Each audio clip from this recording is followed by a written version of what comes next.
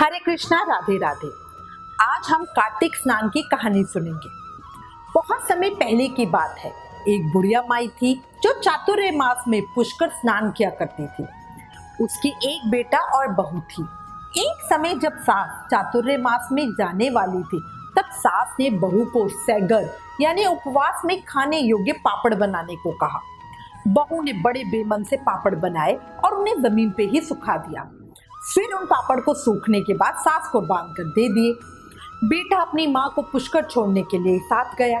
वहां पहुंचकर माँ के रहने के लिए झोपड़ी बना दी और फिर माँ के कहने पर वापस अपने घर आ गया। माँ पूरी श्रद्धा भाव से चातुर्य मास स्नान पूजन व्रत विधि करने लगी। पूरे 4 महीने का उपवास किया। सिर्फ पानी के साथ सेगर करने बैठी तो सूखे पापड़ बढ़िया फलहार बन गए। बुढ़िया माई ने प्रेम से भगवान को भोग लगाकर खा लिया। रोज का यही नियम था। एक दिन रात्रि में श्रावण मास आया और बोला, बुढ़िया माई दरवाजा खोल। तब बुढ़िया माई ने पूछा, तू कौन? उसने कहा, मैं श्रावण मास हूँ। बुढ़िया ने तुरंत दरवाजा खोल दिया।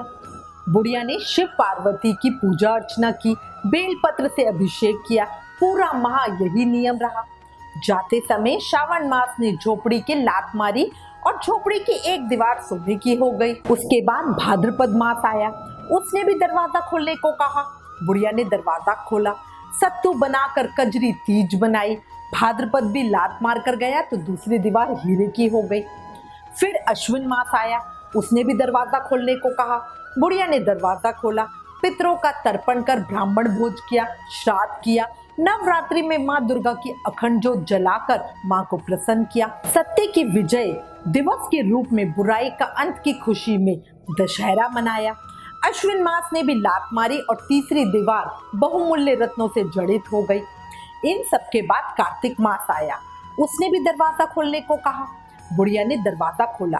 अति प्रसन्न मन से उसने कार्तिक स्नान किया। दीप दान कर एकादशी, दीपावली, गोवर्धन पूजा, भैया दूज, आंवला नवमी, तुलसी विवाह किया। कार्तिक मास ने जाते समय लात मारी तो झोपड़ी के स्थान पर महल बन गया। बुढ़िया तन मन धन से गरीबों की सेवा कर भजन कीर्तन में अपना समय व्यतीत करने लगी। चातुर्य मास खत्म होने के बाद बेटा अपनी माँ को वापस लेने के लिए उसी स्थान पर आया तो वो माँ और झोपड़ी को पहचान ही नहीं सका। उसने पड़ोसियों से पूछा। पड़ोसियों ने सारी बात बताई। उसकी माँ की भक्ति की शक्ति के बारे में बताया, जिसे सुनकर बेटा माँ के चरणों में गिरकर बोला, माँ तुम तो धन्य हो, अब घर चलो। सारे सामान के साथ माँ को घर वापस ले आया। घर पहुंचकर सारी बात जब बहू को पता चली तो उसने सास के ठाट देखे तो उसके मन में लालच आया। उसने सोचा, अगले चातुर्य मास में अपनी माँ को पुष्कर भेजूंगी, उसे भी वहां से इसी तरह बहुत सा धन धान्य मिलेगा। ये सोचकर जब अगला चातुर्य मास आया तो उसने अपने पति से अपनी माँ को पुष्कर छोड़कर आने को कहा। उसका पति अपनी सास को पुष्कर जी छोड़ आया। अब बहू की माँ पुष्कर जी तो आ गई, पर चातुर्य मास व्रत, सेवा, नियम, पूजा उसमें उसका कोई भाव ही नहीं था।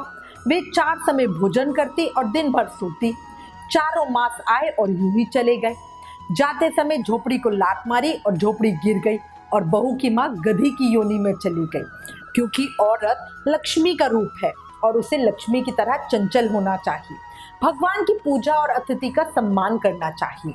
उधर जब चातुर्य मास समाप्त हुआ तो बहू ने कहा अपने पति से कि जाओ अब मेरी माँ को वापस ले आओ। पति सास को लेने पुष्कर जी पहुंचा। सास तो कहीं नहीं मिली, झोपड़ी भी नहीं थी। उसने लोगों से पूछा तो लोगों ने बताया कि तेरी सास धर्म कर्म कुछ नहीं करती थी, सारा दिन खाती रहती थी, सोती रहती थी, जिससे वह गधी बन गई है। जमाई अपनी गधी रूपी सास को बांधकर वापस घर ले आया। उधर उसकी पत्नी आस लगाकर बैठी थी कि आज उसकी माँ उसकी सास से भी ज्यादा धन वैभव लेकर लौटेगी। जब पति घर पहुंचा तो उसकी पत्नी ने पूछा, मेरी माँ कहाँ है? तब पति ने कहा, तेरे लालच की वजह से तेरी माँ गधी बन गई। बहू बहुत रोई, दुखी हुई। अब क्या करे? उसने बड़े बड़े विद्वानों, ब्राह्मण, ऋषि मुनियों से पूछा तो उन्होंने बताया कि तेरी सास के स्नान किए पानी से यदि तेरी माँ को स्नान कराया जाए तो उसे मनुष्य योनि मिलेगी। तब बहू ने ऐसा ही किया और उसकी माँ पुनः मनुष्य योनि में आ गई। हे राधा दामोदर भगवान, जैसे बुढ़िया माई को दिया वैसे सबको देना। कहते सुनते हुकारा भरते सबको देना, सबके परिवारों को देना। जैसे बहू की माँ के साथ हुआ ऐसा किसी के साथ ना हो। बोलो चातुर्य मास देवता की जय, कार्तिक के देव की जय, विष्णु भगवान की जय। कार्तिक मास की कथा पसंद आई हो तो इसे प्लीज आगे शेयर करना। Please like share and subscribe. Thank you. Hare Krishna.